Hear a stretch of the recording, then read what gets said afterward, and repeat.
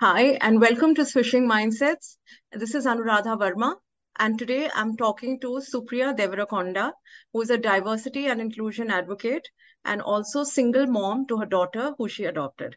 So, welcome, Supriya. Lovely to talk to you here. Same here. Lovely talking to you, Anuradha. Yeah, so we have a lot to talk about. So maybe we can, before we get on to your adoption journey and, how you've done that, maybe we can start with diversity and inclusion. So what does it mean to you? First of all, if it's a very, very popular term today, like trendy, you might call it, right? But what does it mean? How do you define it? And then how do you define it for yourself as being somebody who's hearing impaired? And, obviously that makes you more passionate about it. So tell us, yeah. So diversity, as what I believe is diversity. Like there is this very common proverb in Hindi, na, पांच उंगलियों पांच उंगलियां समान नहीं होती है, बराबर नहीं होती है. So let me translate that in English for English because all five fingers of the hands are different.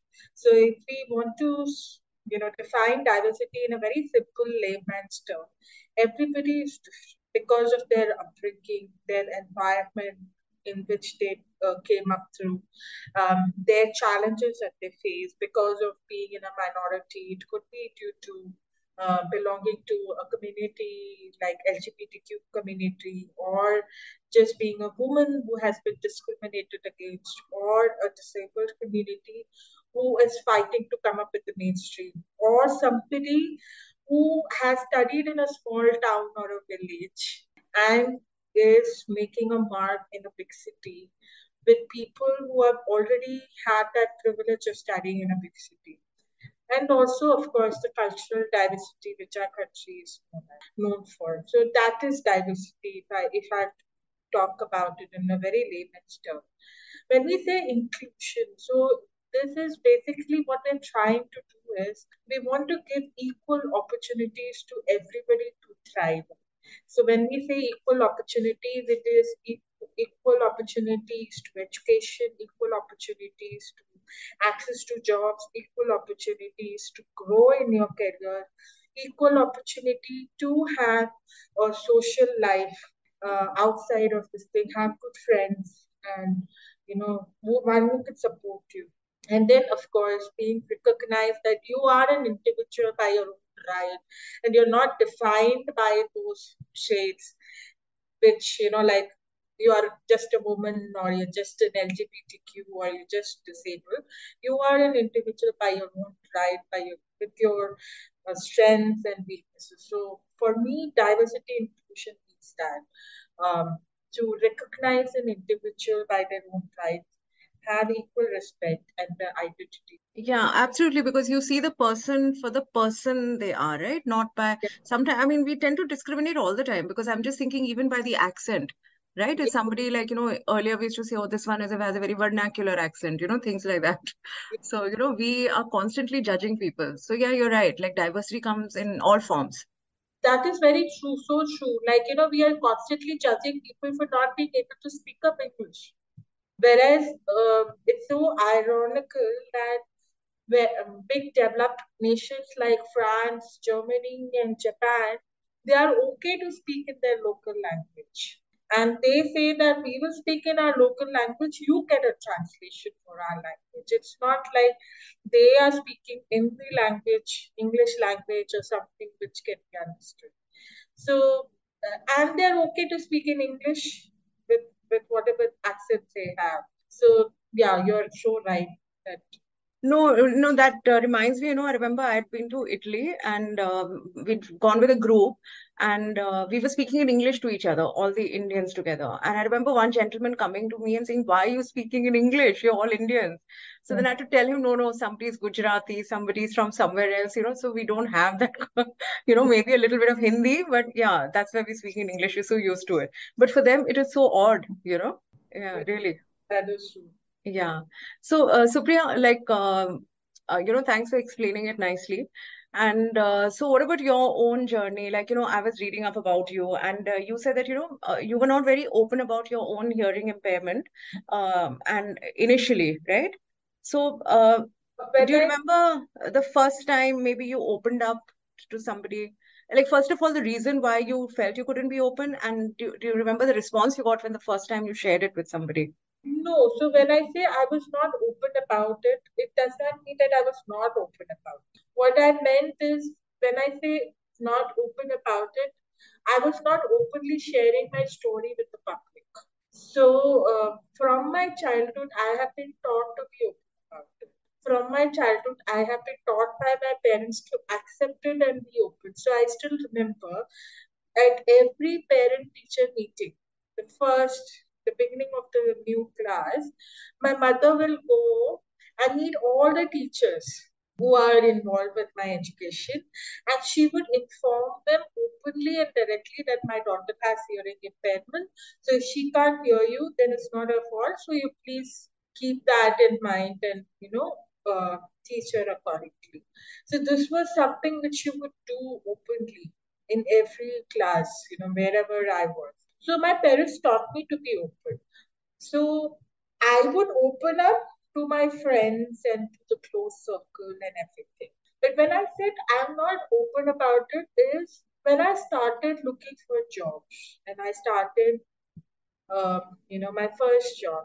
I was not open about it in the first instance during recruitment. I could not tell them that I have hearing impairment because somewhere there was that fear that I will be rejected because of this. So what I would do is I would take a like first job. I still remember we went and bought a very speaker phone with the highest volume possible, and we ensured that the house is quiet, and we made sure that everything goes well.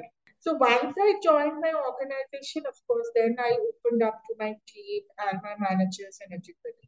But during the recruitment process and everything, I'm open. And I was not open about it to my clients or my stakeholders and everything. So it was only a close circle. But I have had prejudices and biases where I had heard, from various people.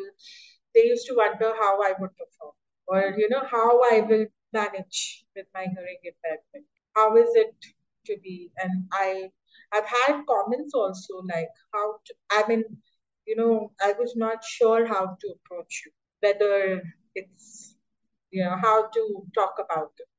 So some of these things were very so when I say I'm opened up about it, is I started sharing the stories, like what made me that psychological safety was not there for me. So I started opening up and sharing my story. I then realized that there was a lot of ignorance also behind, lack of awareness. And me opening up about my story helped people understand me better, and there was a lot more acceptance on what I'm trying to do and achieve. So it was that. I hope I answered your question. Yes, yes, of course.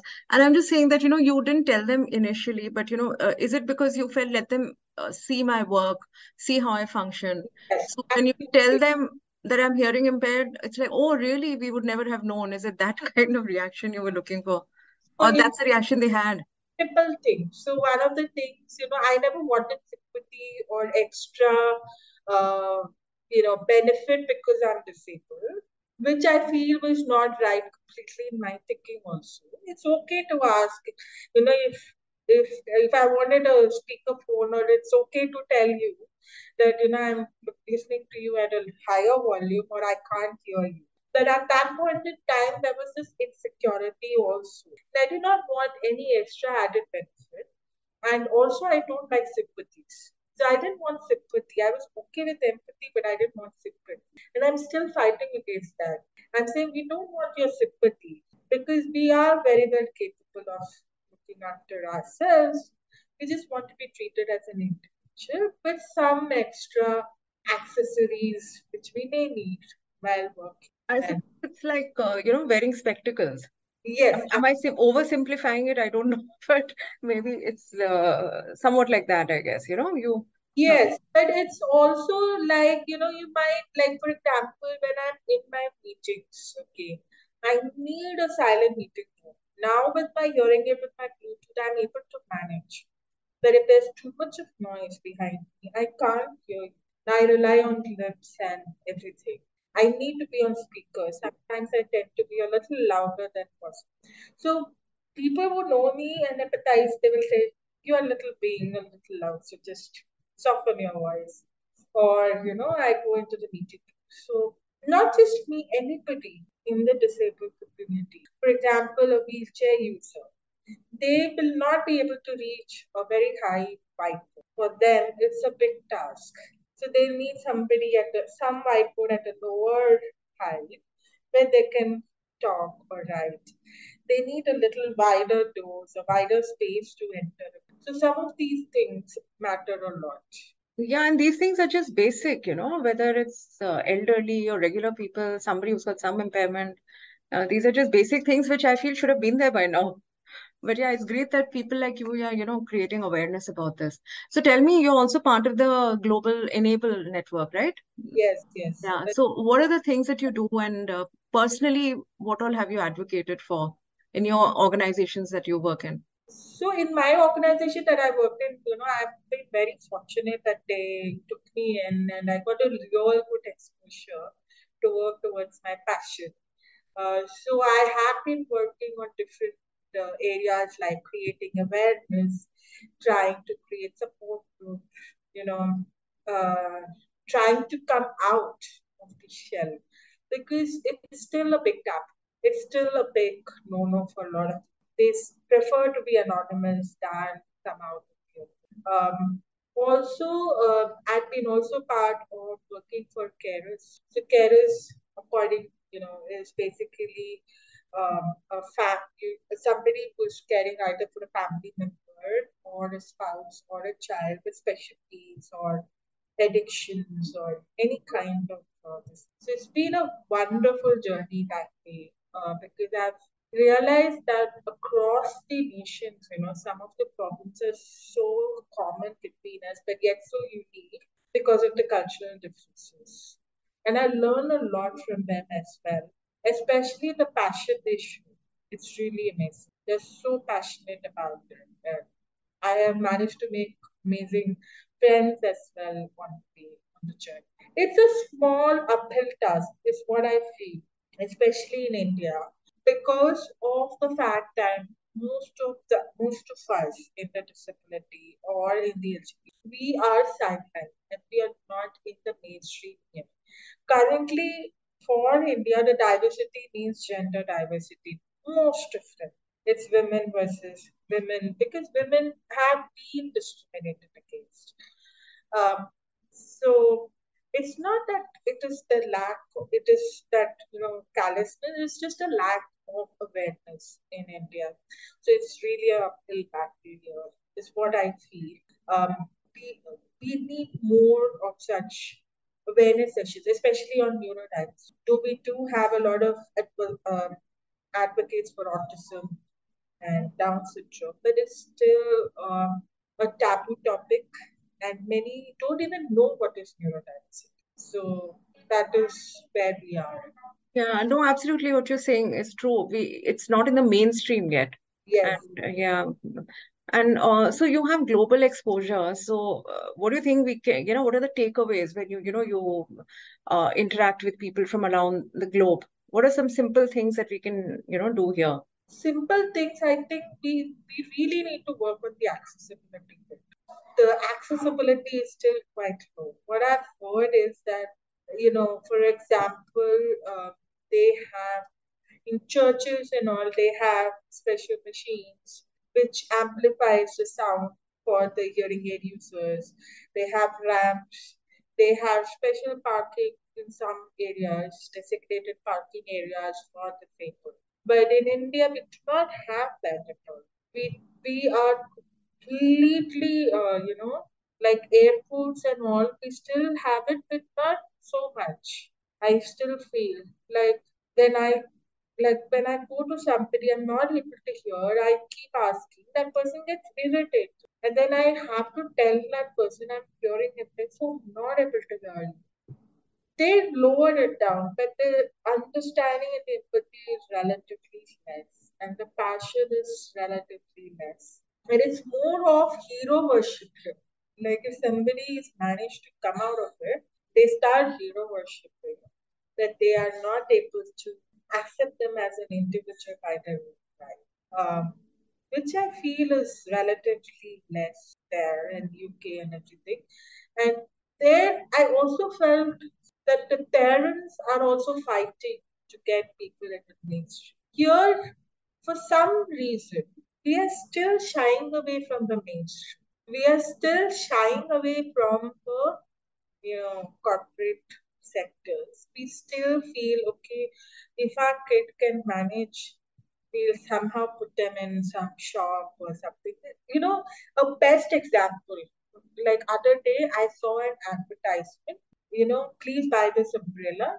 So they didn't talk about the unique features of the umbrella. What they talked about is this umbrella was prepared by blind people, backed by hearing impaired, you know, and done something else by the wheelchair users. So this is the kind of advertisement that they were and trying to build on the sympathies. I did raise this point that why are we doing this? I was said that I was told by people that people won't buy it.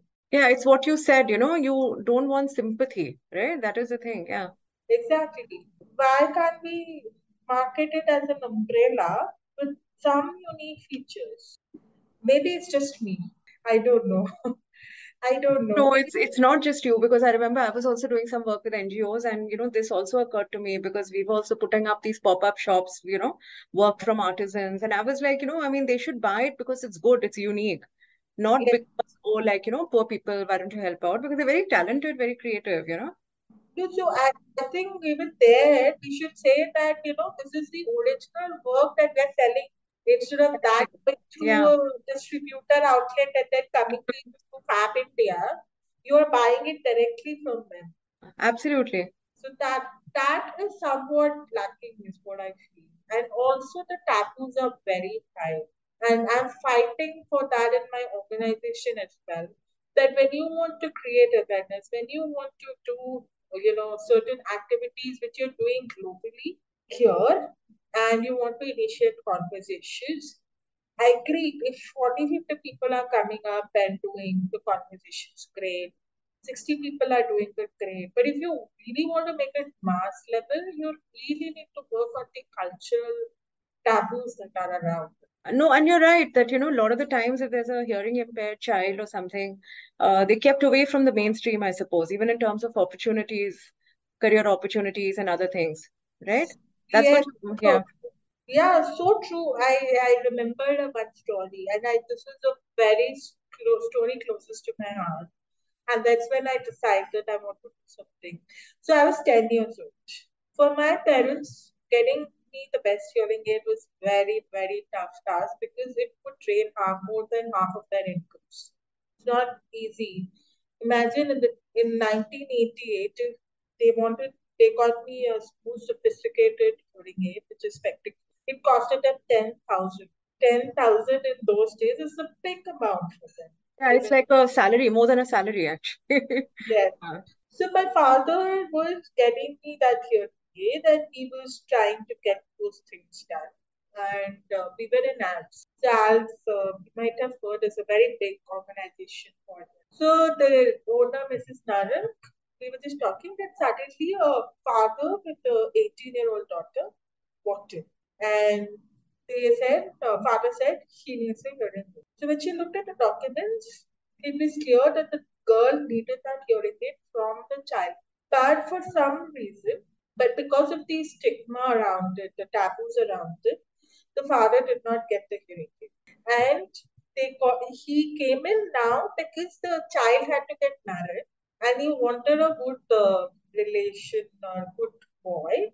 So he came in for the hearing aid. And that lady reprimanded him left, right, and center, saying, what sort of a father are you that you are coming in now when it will be so ineffective rather than coming and buying it from the childhood? Look at this gentleman. He can't even afford that much, but he's running here and there just to get the best for his daughter. And that's when, something struck my chord, and I was like, when I grow up, I want to create something, an environment where I start advocating the parents to act early, as young as possible, and give the best to your child and not get stigmatized. So that is so true. What was it that you were getting? Can you explain that? How did What? it help you? What your dad got for you at that time? How did it help you? Critical hearing aid. Ah, So basically, I have there are two types where you can yeah. hear. Hmm. One is bone conduction and the other is air conduction. In those days, my air conduction was not very good machine. My bone conduction was more powerful. So it was a hearing aid in the form of spectacle. So the arms would contain my hearing aid. Okay, that's so wonderful. And for a child, especially, you're not even conscious of it. Yes. Yeah. So, and so that is what my father was doing. Okay. So, Supriya, since we're talking about it, would you mind explaining, the extent of your impairment and, how you've kind of, I mean, we're talking on Zoom and it's very comfortable and you're working and you're very active.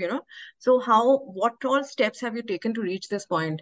So, it might help somebody listening, as well. So I would say everything goes to my parents. All the credit goes to my parents. I have my hearing impairment since birth, and it goes to my parents and my school. So that's why I think schools play an important role in helping the parents understand if something needs to be done for the child. So I was 5, and my school had a special section for the deaf and dumb. That's what my mother tells me. It was a school in Janakpuri, St. Mark's. Really, yeah. And you couldn't hear at all at that point, or little bit? So for me it is not severe. So it's not like I have complete loss. Complete, yeah. Hmm. To see, mine was moderate severe. Okay. That's because of my low set ears. So my ears are very small. So obviously my eardrums are small, and I also have crooked bones behind. Okay. Found recently. So that's why my nerves get pressed a lot. So all that leads to my conductional problem or loss. So I could manage simple things due to lip reading, and I was managing that. But at the age of 5, when they were doing my medical checkups, they found out that I had an issue with hearing. So they went back to my parents and said that she has an issue. So my parents then spoke to my pediatrician, but the pediatrician did not believe it because I could manage to lip reading and things like that. I had a delayed speech, obviously, and I like to hear everything loud. Then what happened is my parents then ignored because obviously the doctor is saying. And then at the second time or the third time, when the reminders came and said that you please get your child checked, they called them and they said you please get your child checked. Then my mother put her foot down and said that there's no harm in getting it checked, but the school is being insistent. So then, when they got it checked, they realized that I have a hearing impairment. That was the first time when they realized and when I realized.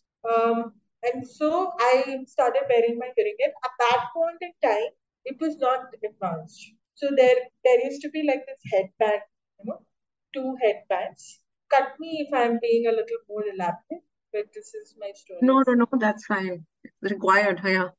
There used to be a two headbands, and then there used to be one receiver. So it used to look like a Walkman.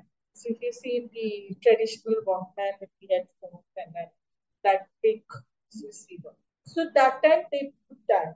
And obviously I was totally upset because it was something new, something different, and I could hear things and people. So first time I walked in, and I was so insecure. I insisted to sit with my best friend at that point in time.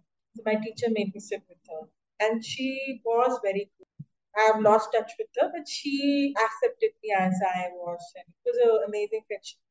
But what happened was, I refused to wear it outside of the school. The reason being, I was bullied left, right, and center. I lost my hearing aid also because it was attached to an band. So if somebody puts it, gone. So it was like physical bullying as well.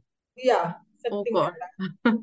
And they would, buzz me. They would say, "Walkman, what is this, that, Perry, and all." And they were kids, obviously. So I would come back crying and tell my parents, I'm not wearing the hearing. I am not wearing the hearing.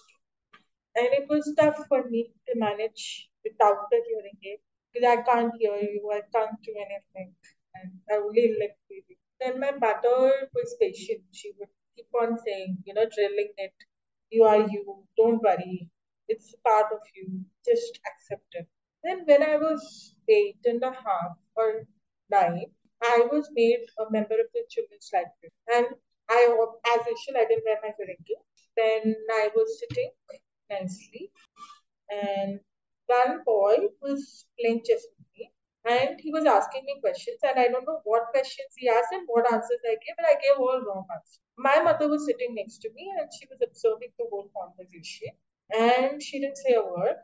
But when we were walking out, she then took me aside and told me that these are the questions he asked, these are the answers you gave, and that's because you didn't have your hearing. That's when I realized that I was making a fundamental mistake of not wearing. How old were you then? 8.5. Oh, okay. And that's when I decided to wear it regularly. And that's when I saw it. And once I got my parents, they took me to the best of doctors and everything, and that spectacle hearing aid. So obviously I got more confidence because hearing was better and things like that. So that's how I managed to circumvent things. And then I also had one uncle. So still till date, I cannot distinguish between the sounds. Like Hindi, I can read, I can write, but if you ask me to say khargosh and kabutar, I can't distinguish. Between the ka and the ka. Yes. Yes, yes. Yeah. And in English, I have that issue with P and the P. I still can, and the D and the T. Okay. It's Hmm. difficult for me. So my father's very good friend, family friend. So I was 9. So he sat the whole day with me and he was like training me how to distinguish between the sounds. So because of that, I can distinguish in English, but Hindi I still can't. So I'm very, very interested to speak in Hindi, but I'll speak, but I know that my sounds and the pronunciations are not good. And Yeah. So you were in a mainstream school throughout? yes, I was Oh, in a mainstream school throughout. So it was, and I changed schools, and then I finally ended up studying in Butters International. okay. That's great. Thanks, Supriya. I think you've explained it in such detail. I mean, I can understand, like, how what it was like for you growing up. Huh. And yeah, like you said, your parents have been an amazing support system. They have been, they Yeah, both have been, yeah, and yeah. Because I think, and the fact that, you took the decision to, finally wear the hearing aid so that, you can navigate the world better. So, right. So, that is a beauty about my mother's, that she made me understand and made me take that decision rather than imposing it on me. exactly. And, I remember you talking about family. I remember this Facebook post you put up that it was raining. I think you were in Connaught Place. And, your daughter said you can take off your hearing aid. I'm there with you. No? Yes. Yeah. And that was a lovely post. Yeah, so my daughter is very protective about me, and she knows that I can't hear. I now also she knows that I can't make out the direction from where the sound is coming. So especially when I'm driving and all, somebody is honking, I don't realize. So when she's sitting next to me, I say, "Where is this coming from? Who was honking?" She'll immediately reply and tell me, where it's coming from. She knows when I don't have a hearing aid how to, talk to me so that she gets a response. And you're right. So when it was raining, she said, it's okay. I was not taking it out as valid. I can't hear. She said, it's okay. I'm there. So I can help you now. So beautiful moment, yeah, really. No, I was touched reading it, I said it's really nice. And I guess for her it's instinctive. Having been with you, she knows what you need at what point. So Yes, that's really nice. yes. Yeah. Yeah. So tell me, I mean, coming to your journey of adoption and everything. So you, as a single woman, you decided to go in for adoption, right? So tell me what led you to it and the day that you finally decided, yes, I'm going to do this. Okay, so I will be very honest and frank that we were trying all the marriage. So when I joined Of course, my in Indian families, that will always be there, no? way, I'm saying in Indian families, that will always be there, right? yeah, So, but I was also not against marriage. yeah, I was never against marriage. right. Hmm. I was okay to, have a life partner who will understand me because I've seen my parents' marriage, the No, love no, of marriage. course, this doesn't mean that you're anti-marriage. It's just that, with or without marriage, you've decided that you must have a family. Yeah. Yeah, so that's where I'm coming. So my mom herself is 7 years older to my dad, and she is now 85, and my dad is 70s. My mom herself has been an independent woman. She traveled in US in 60s, and she then married at the age of 33. So she never pushed me for marriage, but she said it's good. So we started the search and all that because I did not get anybody whom I liked or somebody who liked. But then obviously marriage market, as you know, that especially the arranged market, you can come across different kinds of people with things like she has a disability and you marry somebody with a disability without even knowing what that person is. So my mother always had this in her mind that I'm okay that she marries anybody, even if it's a disabled widower or anybody. But it's just that the person has to be good and it has to be my daughter's choice. I will not trust this on her just because she is disabled and things like that. My daughter is doing well for herself. She is earning well. She is independent. So I am not going to. And my dad was equally supportive, and he believed in liberation for him. So one fine day, I wanted to be a mother. I always was fond of kids, and I wanted a child of my own. So one fine day, I told my parents, I'm fed up of all this now, drama. Let's go and apply for adoption. Both my parents were for it. Of course, there were a lot of backlashes with people saying, "Why are you adopting? You should go for a family." Then she needs a father, and it was a big decision to make because obviously I was thinking about whether I'll be giving her a full family or not. Should I be going in for it or not? So finally, we decided. So in 2012, my mom actually she was the one who started searching because she saw that I was getting frustrated. And she was like, no, I want you happy. I want you leading a happy life. This is what makes you happy, then let's go for it. But I was too busy with my work. So she started researching, even in Bangalore at that time. He started researching. Then we went for counseling. And then in a place called Mandya, we then registered. And because that was pre 2017, we could register directly at adoption. And that's when the journey started. How long did you always know that you wanted a daughter? So we were not biased. Me and my mother believed that a child is a child, whether it's a boy or a girl. But then the home that we were in, they actually told me that it's better that you opt for a girl, you'll get faster. So we opted for a girl. So that's how it is. And Manasvi, it's a totally different story for us. It's like it was love at first sight for her and me. So it was not completely like so in 2013 because it was a home and we could go. So it was not like now where you're given a photograph and then you just go. So I just went in 2013. She also said, "Yeah, you come over and let's see where are you and where are the things and all." So in April 2013, I visited her. And that's when I met her first time. And she was just coming out of the bathroom, just freshly bathed.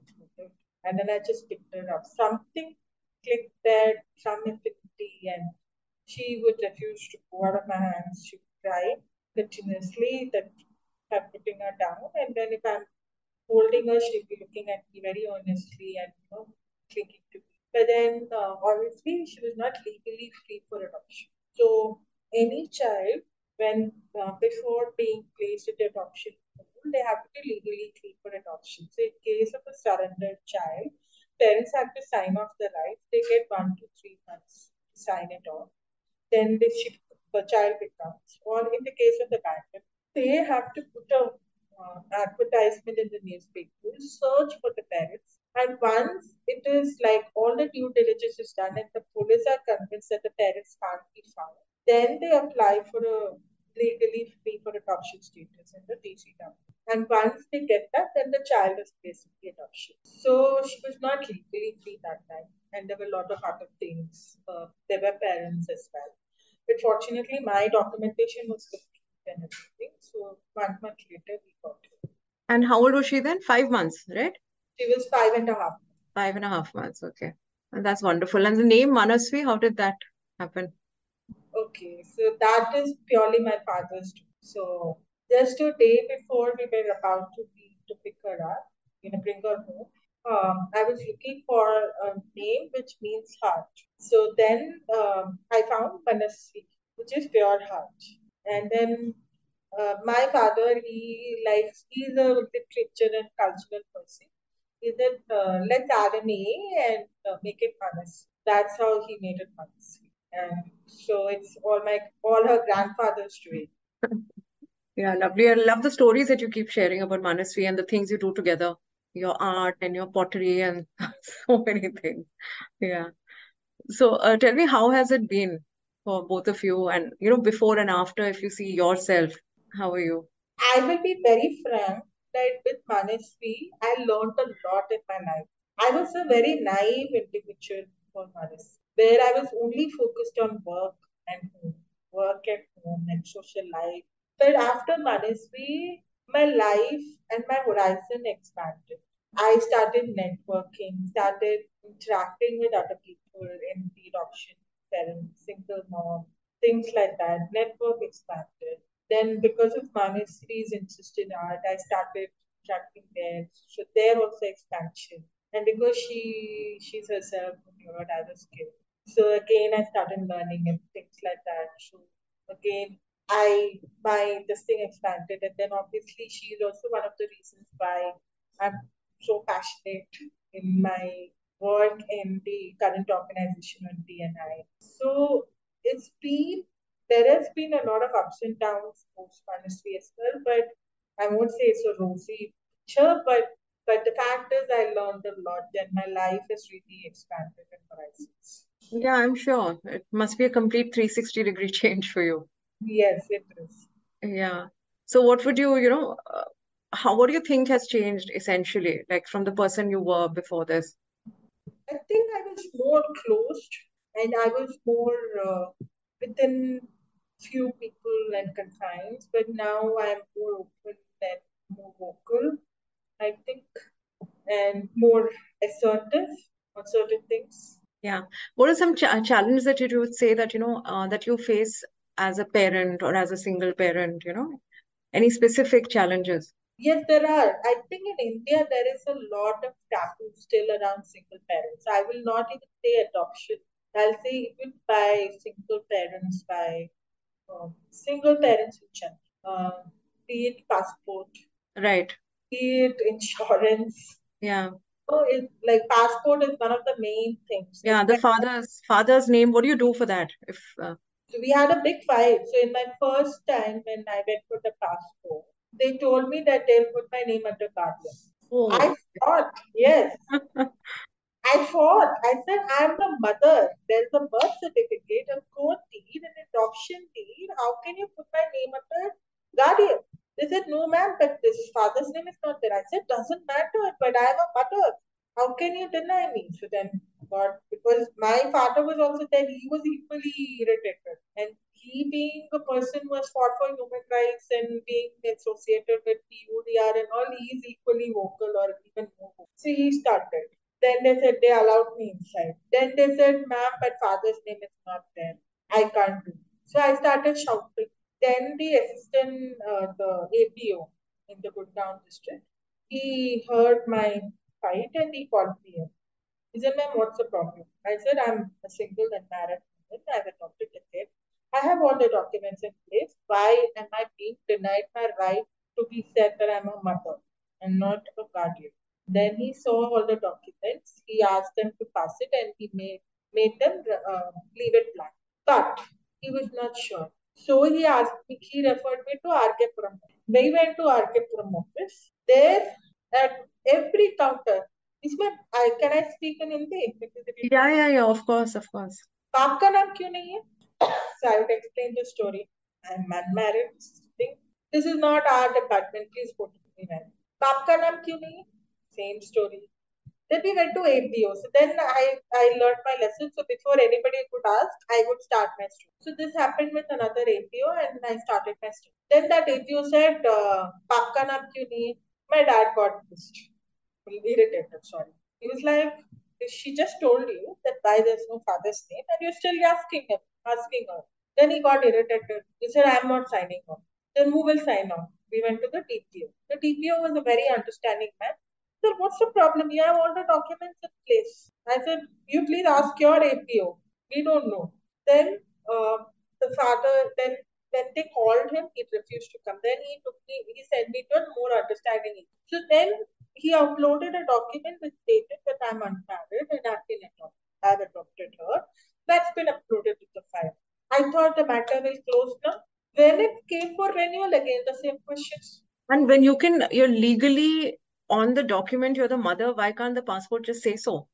Right? It's already there. And this is after Sushma Swaraj made those guidelines saying that you can't harass a single parent, single Yeah. mother. So finally, how did you do it? Best part is, I said Sushma Swaraj made the changes. वो तो मर गई madam, हम तो यहीं पर हैं. Oh, that's ridiculous. That's apathy for you. Yeah, really. Then I said everything is in a file. Please open the file and see. I'm not going to explain myself. We even, you won't believe it. There were 40 to 50 women who are facing this again and again. We wrote a mail to MEA saying that please have a separate form for single mom by choice who have adopted, because we can't go through this harassment again and again. And I don't think anything has come of it. So imagine we are getting so harassed. What would be the state of actual single mothers, the single unwed mothers? Not just that. Imagine a very known, well-reputed organization. Their insurance, you could not declare a child under your health insurance because you're single. Oh, there's so You many things. Yeah. you have to mention that when you got divorced. I was like, why the hell should I mention? But why should I mention when I got divorced? And then, fortunately, HR was with me and they supported me big time.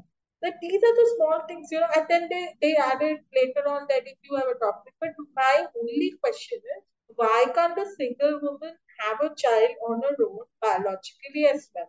Exactly. Yeah. And I honestly feel it's such an irony, Anuradha, that most of the children are abandoned by unwed mothers. And we women who are unwed are are taking those children in for adoption. So it's really a big irony. And I personally feel that we need to strengthen our support system for them as well. And we Yeah. Because have they can't fight it. Yeah. Exactly. Like personally, I don't know. I really want to do something about that. Give them that network, that family support. I mean, because at the end of the day, a child is, if the mother wants to keep a child, then they should be allowed to keep the child. Yeah. I mean, you can't just give up before you even, start. Yeah, I know. This is what I feel. So You're already doing something, from your end. I don't know. Small steps, yeah. Desperate. Yeah. And once there are enough people, and I think you've already done your bit, you're still doing your bit. Yeah. Yeah. So tell me, how is it, the other issues that all single parents face? And in your case, because there is no partner really. I mean, you've got your parents, but there is no partner that you can even call on the phone and say, listen, discipline her. She's not listening to me or something. How do Uh, these things work? So Manasvi puts it, she has three parents. One is me, the Yeah. other two are our grandparents. Yeah. So I have double the support. My Yes. mom is equally involved with my kid. My dad is equally involved. He takes her to classes when I can't take her. My mom helps her with the homework and she studies up and she helps her and advises ways to help her. So, honestly speaking, I've not really missed that because I Yeah. have full family support. Absolutely. And I think one very functional unit makes up for anything that may have been missing, so to say.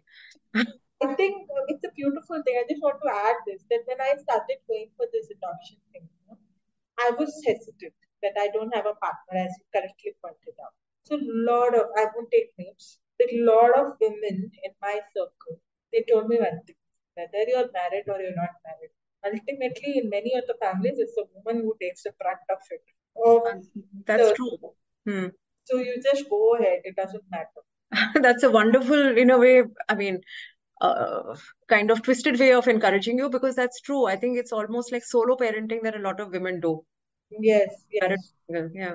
yes. So that is, I just thought I should add this because this is what I call a lot of close women friends and other things in that. So you have a lot of support from your women friends as well from that community. Yes, I do. Not just women friends around my community, my colony, they have accepted my kid. They are very fond of my kid. I remember my dad was very open about it. So as soon as she came in, he would tell everyone and things like that. So I remember I was walking my stroller along and with her, she was young kid. Then suddenly I hear a clapping sound. So here, and there is this gentleman of 80 plus at that point in time, and he's clapping. He's like, I love you for what you've done, and this is a clap to you and your wonderful daughter. So, in the colony that I live in, there was widespread acceptance for her. And now my kid herself is like, I am the single mom family, it's okay, I don't care types.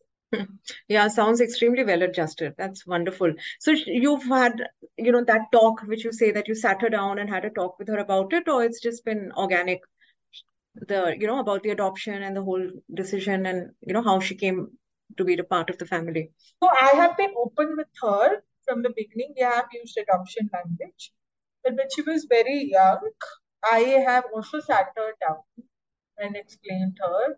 And also it has been organic. So it's a mix of both.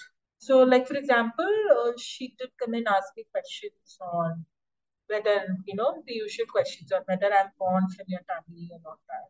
So obviously that point in time I took the advantage of the situation and I explained her how she came. And it has taken a while for her to completely accept it. Obviously there were a lot of insecurity, a lot of questions in her mind and things like that. But that's how we, because I always believed in letting her know the truth and I advocate for that as a parent as well. I advocate that the truth should be known to the child from the beginning itself. And that's what a lot of counselors also have. Yes, I think it's better than it coming as a shock later in life, or finding out from someone else. Yes, Yeah. yes. Some relative saying something or, something like that. Yeah, Yeah. so she had curiosity why I didn't have a husband. So I think I put that in the post. I'm not sure if you see it. So she did ask me why you didn't marry. Very honestly, she asked me one fine day why you didn't marry. So I said, okay, I didn't marry because I didn't get any. So she said, here is where. She said there are so many boys at the parks. Why did you? I said no. Just get one of them. I meant men. So is it okay? Is your curiosity? Yeah, I was just curious. I thought, okay. Now she's completely adjusted to the fact she has no father. What about extended family, cousins, etc.? So extended family. So that's where, I think because my parents were firm and strong, the family had no choice but to accept it. But I won't say that. But the fact is, everybody accepted her, and me, of course. There are some who accepted her more deeply, and some may not, but they did accept. Eventually, yeah, everybody did. Because I guess family is important also, no? No, so yes, and we had been upfront and from the beginning itself that we Right.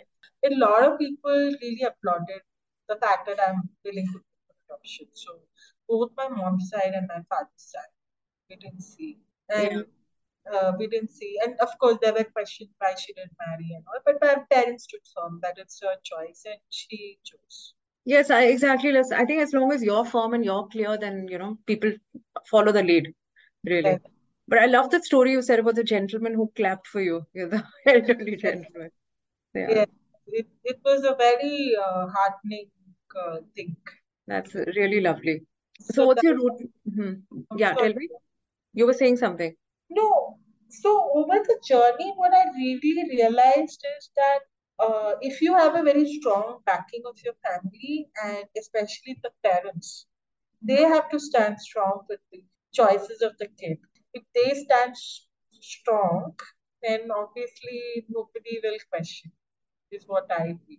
Yeah. So in that case, coming to my next question, that would you recommend, becoming a single, basically, would you recommend that, single women take up adoption, and under what circumstances? Because it can be tough. You've had your parents, standing so, strong in support. So what is your recommendation or any advice? Let's say advice. My only recommendation is go for adoption only if you are ready to face anything and everything that comes with adoption. Because what happens is most of the times adoption is painted as rosy. It's not rosy always. You have your journey, you have your insecurities, you have your attachment. And as a single mother who's going for it, there is a lot more to navigate around. Not just your family, but also your society, but also everything. So my recommendation is if you're going for it, don't go with your rose-colored eyes like I went, and I became more prepared post the journey. If you can go with more preparedness into the journey, is what my advice would be. Maybe talk to, single mothers like you, who've taken on the journey and get prepared probably. Uh, You've Yeah. talked to others, so what do they feel? I mean, I am sure they would also. I've talked to some, like you're the first that, I mean, earlier when I was handling parenting earlier, if you're aware, so we did cover a lot of mothers like this. And there are some who already have kids and they've adopted and other things. So there are many like this. But yeah, like what you're saying, I think it's tough, which is why I asked, because, unless you have that support system and you're very clear, you have to be ready to take everything, right? System and when you are clear, but it's also about the fact that there is a the child is already coming with the past package, something or the other. Can you accept that? It's like how you will enter into a marriage, Anuradha, for example, right? If Right. you are, you like a partner, the partner will have its own package of the family, the everything, and everything. You are then getting adjusted with that. So it's I not. suppose there is some trauma, even if it's not, the separation trauma. You think so? Yes, it Even if is. it's not in front of you, even, it is there because there was a separation before, the child comes to you. Exactly, and there are a lot of questions asked, a lot of bullying that happens, a lot of people question. The children are believed, right, things like that, and you are told a lot of things that you should have. Like I was guilt tripped for a long time. Why did you tell them? Though my child said you should have told me it's okay. So a lot of things like this, but you really need to be prepared both financially, emotionally, and physically. So, as somebody pointed out, for a single woman who's going into this journey, the emotionally and financially is very important because you don't have that partner to emotionally support. So you need to be emotionally strong, or you need to have that network around you where you can just go and emotionally vent out when things are not working out for you. So that's very important. Yeah. And I think you're doing a good job from what I can see. And I think like every other parent, you're doing your best. Yes. So, yeah.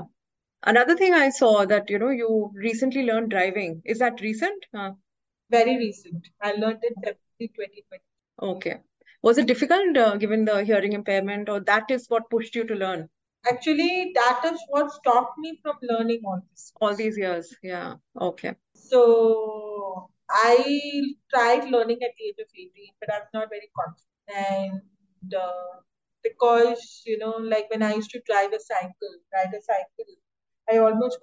went and hit a wall because well, from the opposite direction, car was coming and honking. I thought car was coming behind me, and I was almost about to hit the car. And then I went and, just to avoid the car, I went and hit the wall, which is on my right. Yeah. So my mother was also a little nervous about it and tense about it. And so that made me more reliant on public system and all. So, and there was no instructor who really wanted to teach me, could understand that. So then I came across this woman called Seema Sinha, and I spoke to her, and I said, "This is the issue, and this is what I have." And she said, "Okay, let's see. I'll take this challenge." So what changed for you? Like, you decided that I must do this. Um, I don't know. I've been having this in my mind that I need to learn driving for a long time because my father was growing up, and I wanted to give him that support in driving. And I wanted to, be independent as well in driving as well because I was fed up of getting relying on Uber and everything. So then I came across this post by Vandana and Seema and saying that this lady, she's a woman coach. She trains women in the car.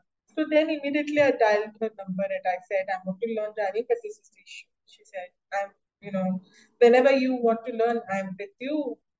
Let me take this as a challenge. So then in February, when I bought my new car, I said, okay, come, let's. So she actually innovated a lot. So first day, she would tell me, here are the sound, for changing gears.